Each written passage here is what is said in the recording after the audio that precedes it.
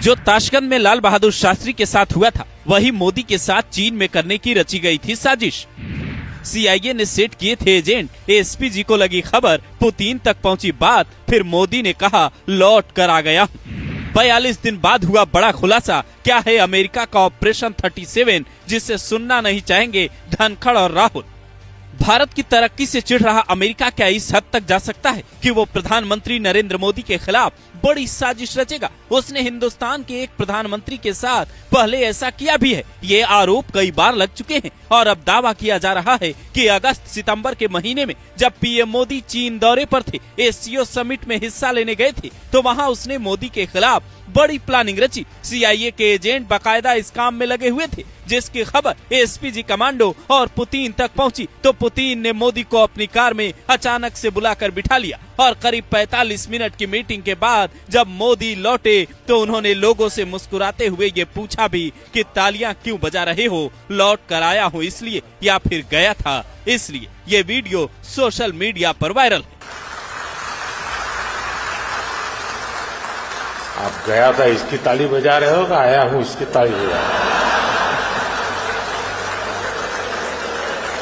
ये दावा इसलिए चौंकाता है क्योंकि अमेरिकी खुफिया एजेंसी CIA के हाथ कई बड़ी साजिशों में रहे हैं और PM मोदी की तस्वीर जब जिनपिंग और पुतिन के साथ आई तो अमेरिका के होश उड़ गए। भारत और चीन की करीबी बढ़े, ये CIA नहीं चाहता। ये दावा खुद CIA के पूर्व डायरेक्टर विलियम जे ने भी किया है। अगर इतिहास पर नजर डालें तो जो भी देश रूस से करीबियां बढ़ाता है वो उस पर पहले प्रतिबंध लगाता है, उसे डराने की कोशिश करता है और वो देश जब नहीं मानता तो डीप स्टेट वहां अपनी जड़ें मजबूत करने लगता है। क्यूबा नाम के देश में कई दशक पहले CIA ऐसी घटना को अंजाम भी दे चुका है, जहां रूस ने परमाणु मिसाइलें पहुंचाई थी तो क्यूबा के शासक को CIA ने मारने का प्लान बनाया था। हालांकि तब वो बच गए थे और अब भीखू महात्रे नाम के यूजर ने यही दावा अपने एक्स अकाउंट पर किया है। वो साफ लिखते हैं SCO समिट को ताशकंद समिट बनाने की साजिश रची गई, लेकिन पुतिन ने बचा ली।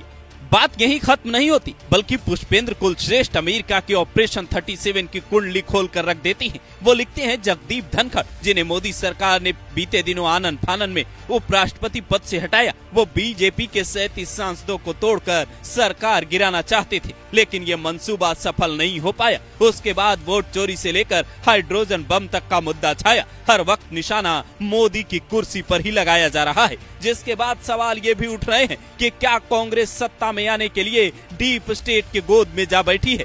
ये पहली बार नहीं है जब अमेरिका ने कोई ऐसी हरकत की है, बल्कि इससे पहले आपको याद होगा जब अटल बिहारी वाजपेयी परमाणु परीक्षण कर रहे थे, उस वक्त CIA और ISI दोनों भारत पर नजरें गड़ाए बैठे थे। उनके कई एजेंट भारत में जहां तहां घूम रहे थे, जिनका मकसद था भारत को परमाणु शक्ति बनने से रोकना, पर उस वक्त भी वो भारत को रोक नहीं पाए। यानी अमेरिका का ये पुराना इतिहास रहा है कि भारत जैसा देश विकसित होने की श्रेणी में आए और अमेरिका को टक्कर दे, इसलिए वो साजिशें करता रहता है। और फिलहाल अमेरिका का डीप स्टेट मोदी को सत्ता से हटाना चाहता है, पर वो ये भूल रहा है लोकतंत्र में जनता मालिक होती है। फिलहाल भारत की सुरक्षा एजेंसियां और उसका सिस्टम इतना मजबूत है कि अमेरिका की CIA की प्लानिंग भी फेल हो जाती है। सोशल मीडिया के दावों की पुष्टि हम नहीं करते, लेकिन अगर ये दावा सच्चा है तो फिर सतर्कता और जांच दोनों जरूरी है।